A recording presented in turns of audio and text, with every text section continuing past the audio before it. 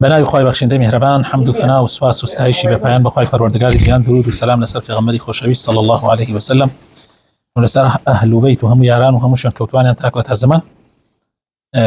بەڕێزان لە پرۆگرامی زاد بابەتی عەقیدە هێشتا ماومانە لە قۆناغیەکەم، هاین لە لاپەڕەی 68 بەشەکانی یەکخواناسی ئەقسام التەوحید لما مساسوران بيخوينهم إن شاء الله يمشي شرحكين بإذن خوي پروردگار. أقسام التوحيد. قسم أهل العلم التوحيد إلى 3 أقسام، أحدها توحيد الربوبية، الثاني توحيد الألوهية، الثالث توحيد الأسماء والصفات، وإليك تفصيل هذه الأقسام ال3. طالع زنان هندي كان توحيد كردوت السيفة شوا، طبعا من درسي بيشوا أما جمان بوكرد كوا هندي للزنایان تقسيما كردو بدو باش وهندي كيش بس يباش يما ليلة سيباش شكا أخواني دا باش يعني كردو بس يباش توحيدي الربوبيات، توحيدي الألوهيات، توحيدي أسماء والصفات. بكردي خمان توحيدي الربوبيات يعني يخواناسي خدا لپروردگاريتها، توحيد الألوهية يخواناسي خواي پروردگار لپرستشو عبادتكانا، توحيدي أسماء والصفات يخواناسي خواي پروردگار لنا وجوانكان وصفة برزكانا. بله. أولا توحيد الربوبية. بله باش يكميان توحيد الربوبية أم كتابيكم عن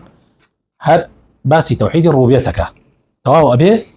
أم بشاهر باسي توحيد الربوبيت إن شاء الله دعاء أما تواو بيرويش نقونا غيدون أم جابشي دون دس بيك فرمو توحيد الربوبيت واتايا خواناسي خواي پروردگار لپروردگاريت. الربوبية لغة مصدر ربب ومنه الرب، والرب مطلقا هو الله عز وجل، فهو رب كل شيء وله الربوبية على جميع الخلق لا شريك له. ربوبية لزمان عربية سرچاو مصدري يعني تشاوجي فعلي ربابية لويش وهاتوا الرب وشيء الرب لو وهاتوا رب كاتي ألين الرب بمطلقي برهاي ببيئة ويبي بس نشتكي تروما بس من الله عز وجل، چونك الله پروردگاری هموش تکانا و پروردگاریت پروردگاریتی خوای پروردگار لسر همو مخلوقات كانيتي هل او پروردگاری همو مخلوقات كانا و هاو بشو شريكي نيا.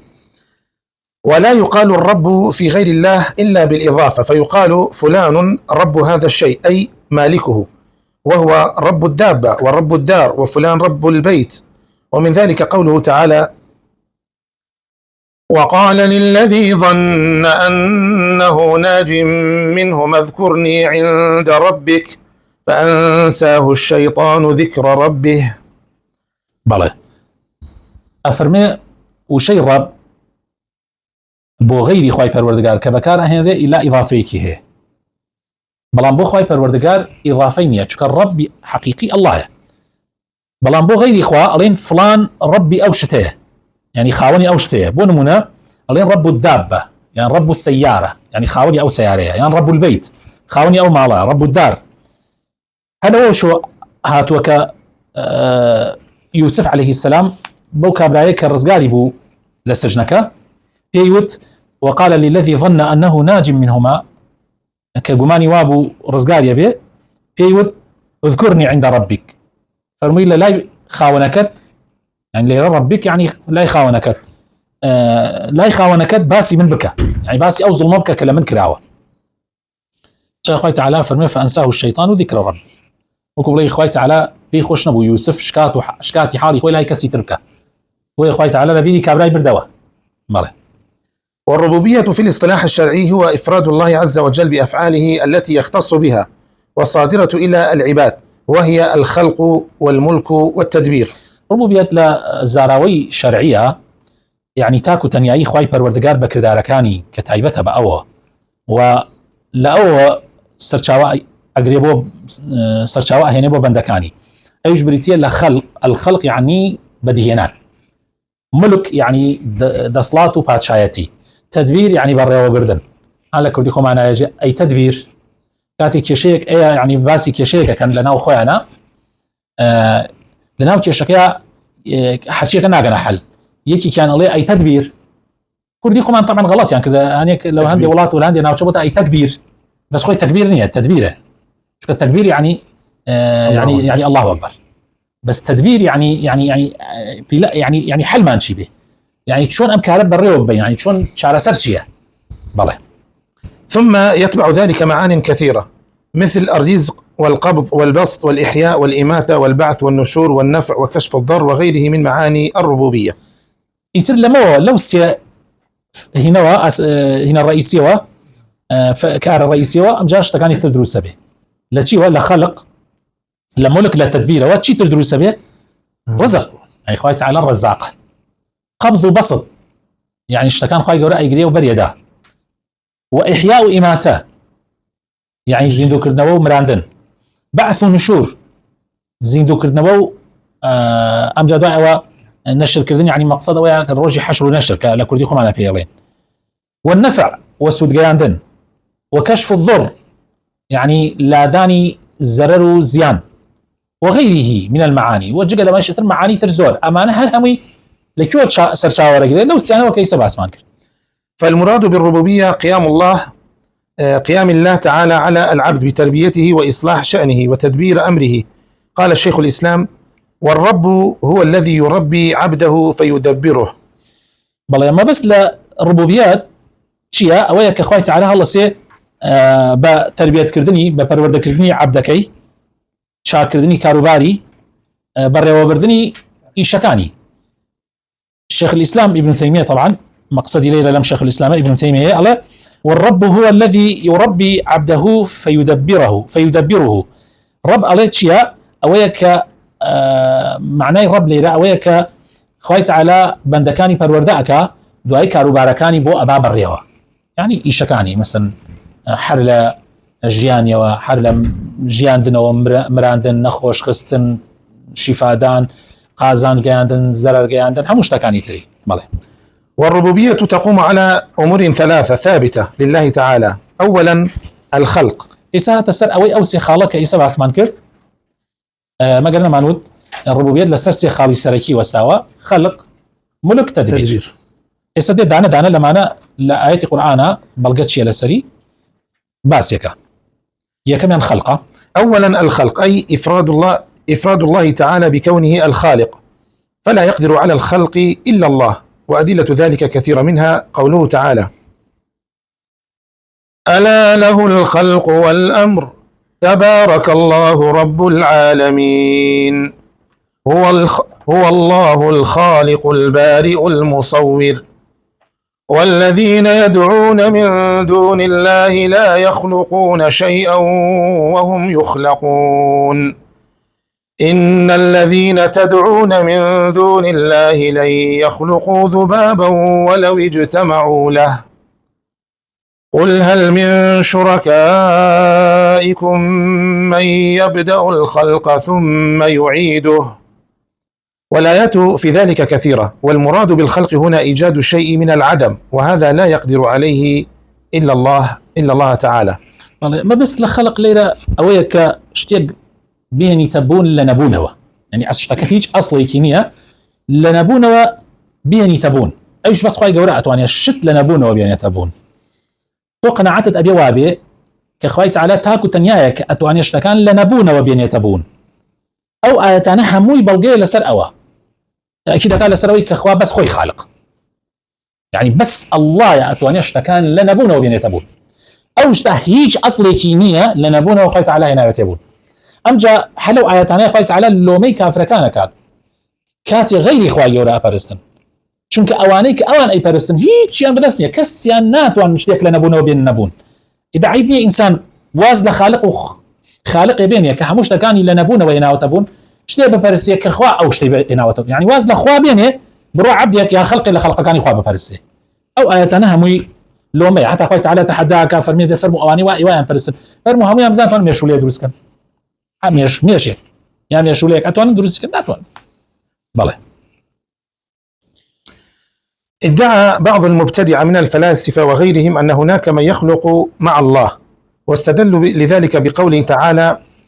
فتبارك الله أحسن الخالقين، فأثبت الله خالقا غيره. والجواب أن الخلق الذي ينسب إلى المخلوق هو ما كان من باب تحويل الشيء من صورة إلى أخرى، كتحويل الطين إلى إبريق والخشب إلى دولاب ونحو ذلك، وهو مقيد كذلك بوجود الأسباب التي هيأها الله. أما الله سبحانه فهو يقدر على ذلك بقوله كن فيكون. عندي الفلاسفة كبر مسلمانش متأثر بون بفلاسفة ألين خوي تعالى خوي القرآن تأكيدي كدوك غير خوشي هي خالق به ونمنا خوي تعالى فرمي فتبارك الله بيروز بأوزاتي أحسن الخالقين، يعني باشترين بدي هنا ركانة كابو معناه هي بدي هنا بس خوالها هميان باشترة بلامنا أمان غلط يا جيشتون لما موضوعه ليلة كاتي خلقك أدريت قال غير إخوة، يعني خلقك ما يدينا مثلا غير إخوة ألين أويش خالقه أجر شيء حتى كافر كان يجنالين، يعني حتى كافر كان يشترك إيسا توشتك اليابان وبدروس بدروس كراوة سيفيليتيكا موبايليكا يا حرشتيكا هنا ليه بولاتا كان إما ألين ميد إن تشاينا أو جابان وانيا أو إيطالي أو إنجلاند وانيا يعني لا يقوى ما أجر وشوي عربيش بنوسن ألين صنع في العراق يعني أو اليابان هر ولاتا كتير نالا خليقة خوش نزانك أو ناتوان خالق من أوان أتوانن بس اشتكان بقورن مادة أساسي اشتكان يخوايا آسنا بلاستيكا يعني هر شتي كتير مادة أساسية كي يخوايا أوان بس تركيب يكن أوان بس تحويل يكن لاشتكو بوش كتير خايت على خالقي مادة أساسية كي يعني أو مادة أساسية ك حتى تنانت أو كساني كوا أو اشتنا أكن خايت على خالقي عقلش يعني خايت على عقلي أوان شي خلق برده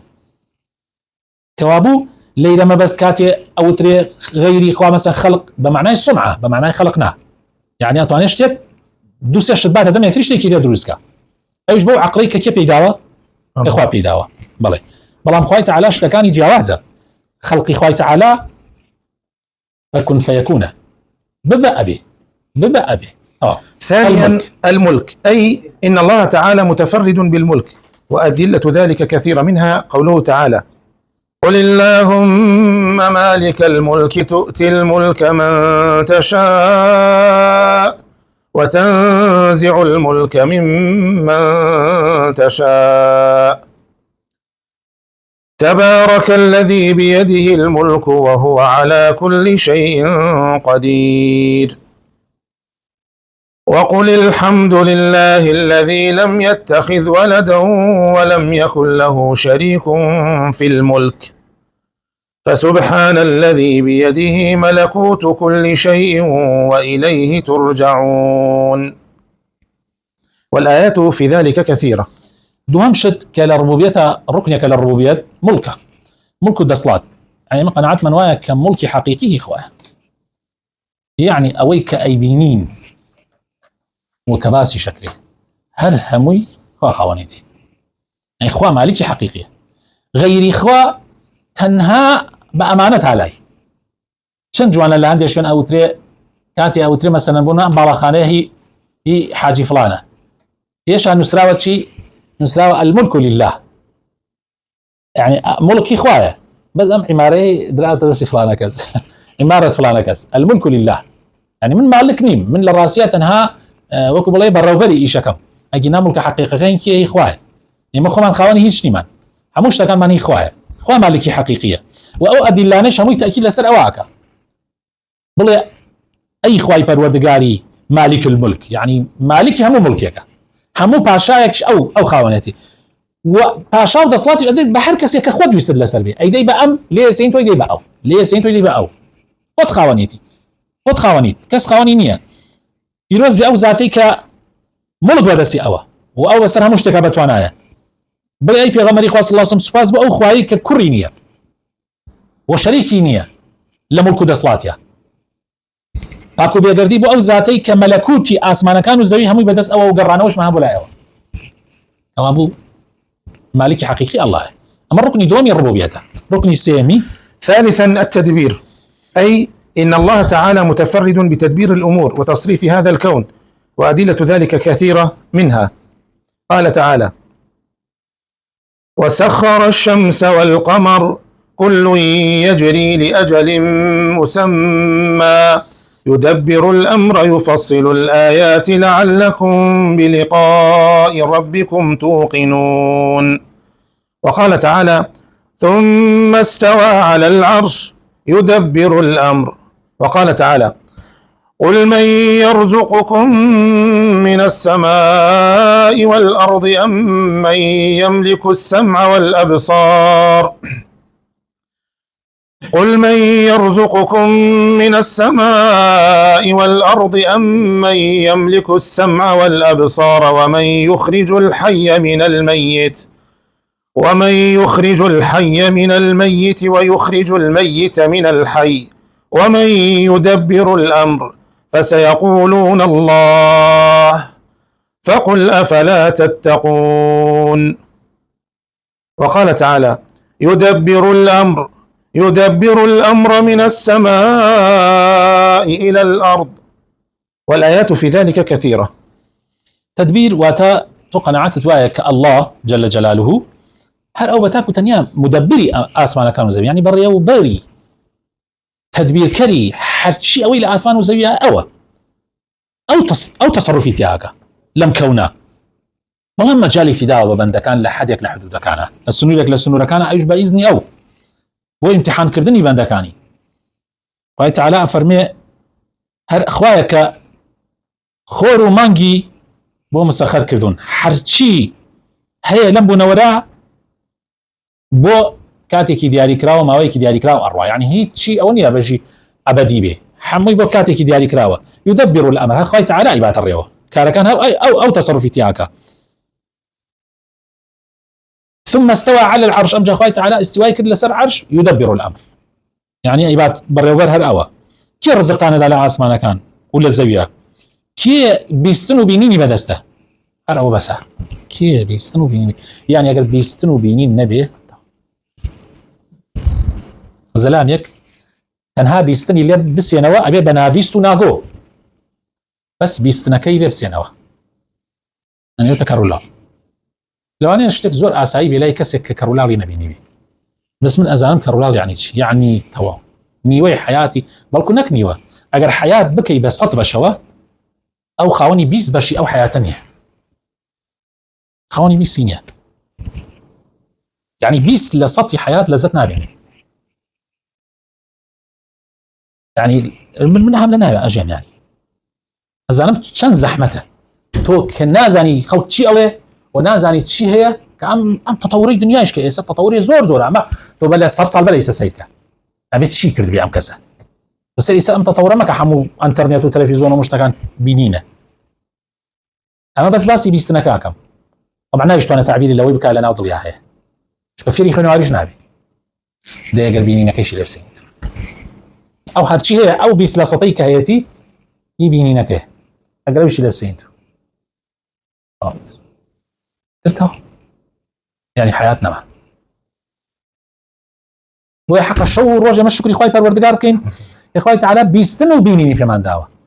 چونکە ئەگەر بیستن نەبێ و بینین نەبێ یعنی ئەو ئینسانە تەواو ژیانی کۆتایی پێدێ نەک ئینسان هەموو مەخلوقاتیش هەر وایە بۆیە خوای تعالی فەرمێ کێ هەیە خاوەنی بیستن و بینین بێ کێ هەیە لە مردوو زیندوو دروستکە کێ هەیە لە زیندووش مردوو دەربێنێ وما يدبر الأمر كي هي يعني بري وبري أرزو آسمان كان بيه حتى كافر كانش أزانا فسيقولون الله دي بيان بلي أفلا تتقون بلي والآيات في ذلك كثيرة طبعا لسال عن بابتاني كباسمان كر آيات منزور زورة جيجا لما أنا تشتري شيء بيواندي بمواعي كيسا باسمان كر ويتبع ذلك معان أخرى للربوبية كالإحياء والإماتة والرزق والبعث والنشور والضر والنفع إلى آخره. فالرب هو المبتدئ والمعيد. قال تعالى: وهو الذي يبدأ الخلق ثم يعيده. ابتداء وإعادة وخوانيتي خوي تعالى اشتكان دس فيكات يعني لسرتها ودسي فيكات وخوي تعالى ايش دواء او يقرنيتها بله. والرب هو المحيي والمميت كما قال تعالى: لا إله إلا هو يحيي ويميت ربكم ورب آبائكم الأولين. وقال تعالى: الذي خلق الموت والحياة ليبلوكم أيكم أحسن عملا. جيان ومردن هر بي خوايا كس ناتواني أو ببخشي كس ناتواني خواني بي ئەوە بوو نەمرود تۆزیەکە وریدا لەگەڵ ئیبراهیمە مناقەشەیەکیان کرد لەسەرەوەی کەوە ئیبراهیم فەرمووی خوای من ئەوەیە کە ژیان و مردنی بەدەستە وتی جا من ژیان و مردنم بەدەستە وتی چۆن وتی کەسێکەیە لە سژنە ئەمر عیدامی بۆ دەرچۆ بەیانە بێعیدامیکەین بڕۆن بێنن بەرەڵای کرد ئەو کابرا مردووە من زینم کردو سێم عەقڵەکە من چیڵێ بۆ تۆ چیڵێ کەسێکیش کە بێتاوانە عەلەوێ حرەسێکی بێتاوانی مان کردی باینکەن دای لە ملی کوشتی وتی ئەو کابرا زیندوو من مراند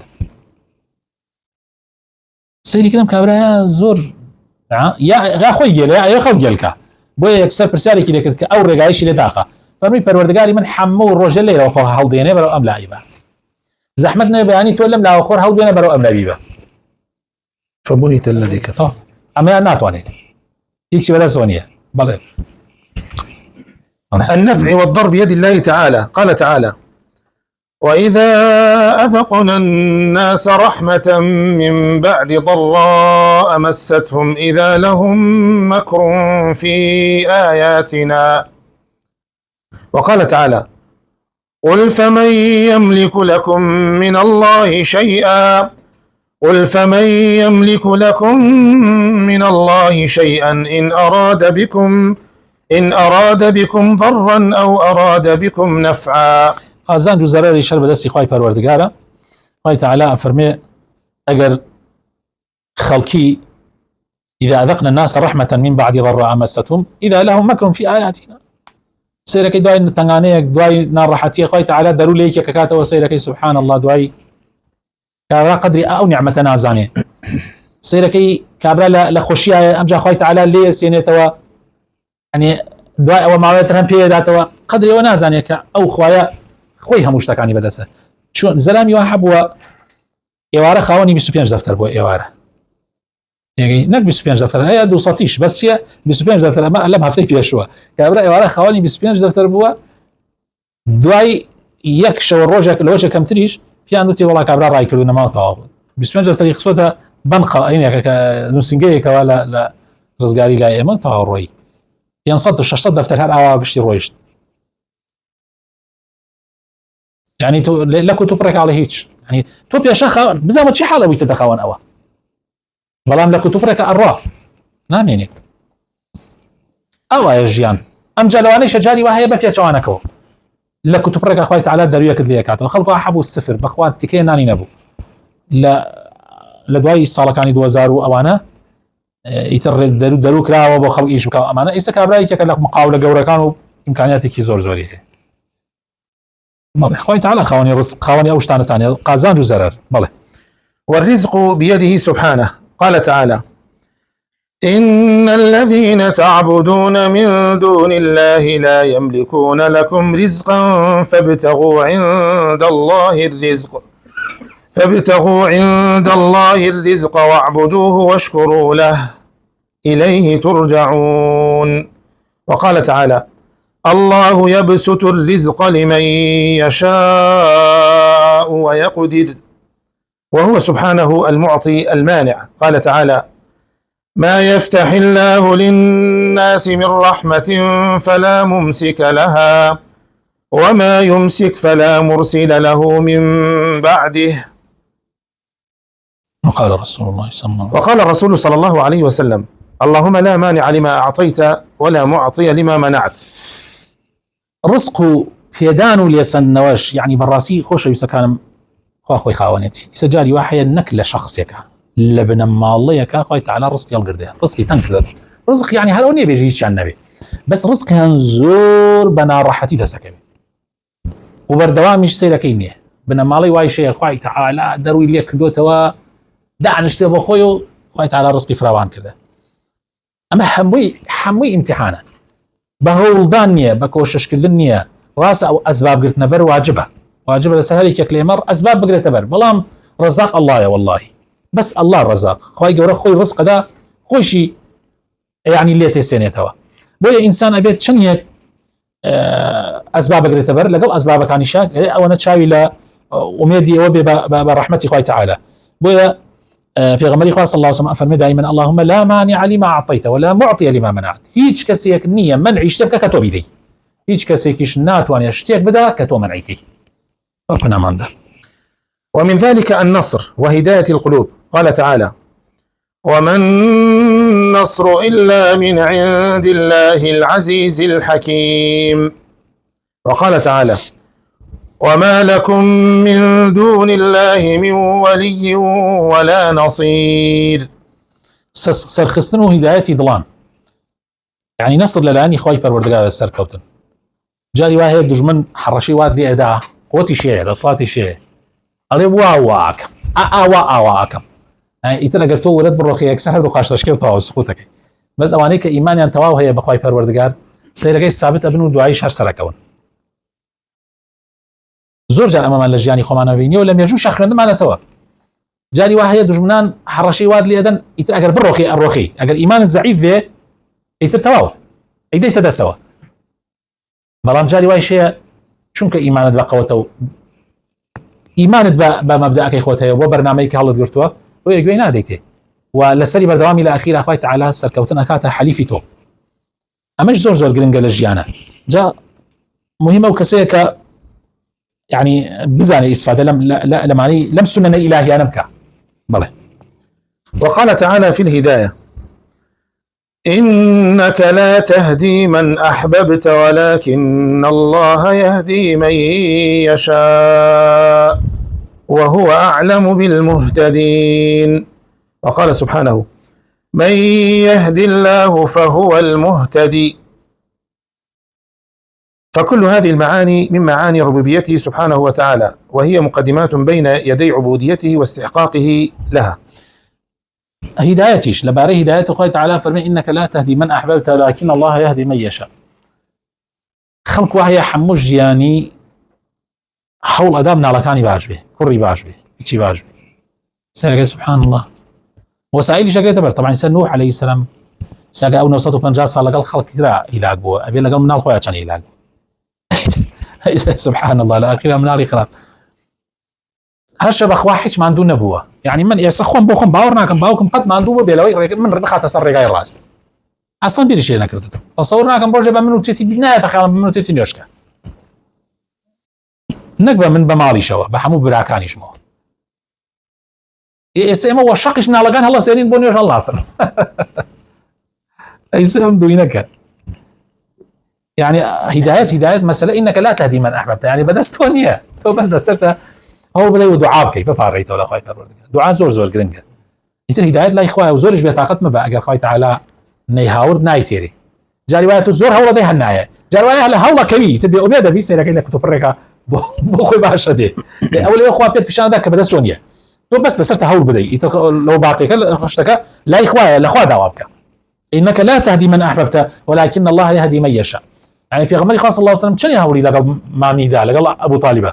يعني تصور كان خلق واحد في غمرها نيبيني أو خوها هاتوا في غمرها هاتوا بون ما أبو ذر أو خوي هاتوا بون مكة وشني اللي عنده شني عزيتي عنده أبو ذر حرب دوام ولا سردين دارت بس أبي في غمر صلى الله عليه وسلم شني عزيتي لقى أبو طالب وأبو لهب أخوارد به طبعا أنا فرقش يعني أبو لهب لكيو أبو طالب لكيو فرق يعني زويا بس يعني هر يعني إيمان نهو الأخيرة يعني نهو يعني اشتكان بزورنيه بويا هداية بدسي خويا بالراسي أمانيك باسمان كردو وبريكي تريش أمانة همي لمعاني واتاكاني ربوبية بيويسا إنسان عقايليان به وآخر بابتش مان أو فائدة أثر إثرائية أخرين إن شاء الله ودعاء وثل أوسطين. فائدة إثرائية: فتوحيد الربوبية يستلزم توحيد الألوهية، لذلك تجد الله تعالى جعل إفراده بالربوبية علة وسببا لاستحقاقه العبودية. قال تعالى: رب السماوات والأرض وما بينهما فاعبده واصطبر لعبادته هل تعلم له سميا، أي فقد استحق العبادة لأنه خالق السماوات والأرض وما بينهما. وقال تعالى: يا أيها الناس اعبدوا ربكم الذي خلقكم والذين من قبلكم لعلكم تتقون،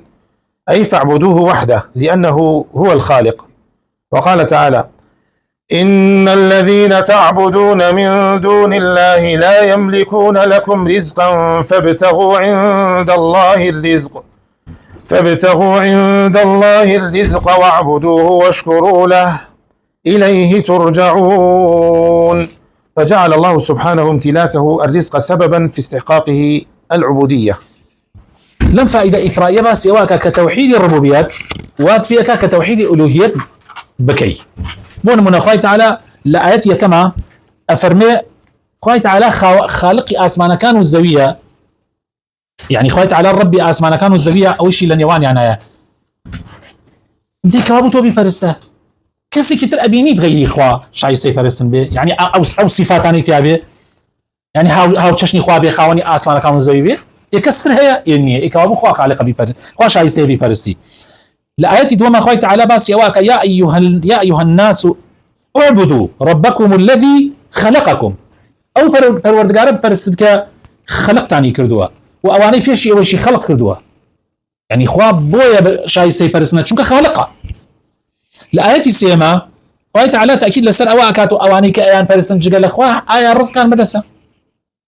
هیچیان رزقی ئێوەیان بەدەستە ڕزقی خوایە خوا خاوەنی ڕزقی ئەوانیشە نەک ڕزقی ئێوە کەوابوو بیپەرستن و شەریکی بۆ قەرار مەدەن یعنی کەوابوو مادام خوا ڕازقە و شایستەی پەرستنە شتەکانە بەسێتە یەکەوە خوای تعالە بخاتە ناوجوانەکانی خۆی ڕەحمان پێ بکات و هیدایەتمان بدا دامەزراومان کە لەسەر عەقیدەی پاک و تەوحیدی ڕاستەقینە ئامین ئامین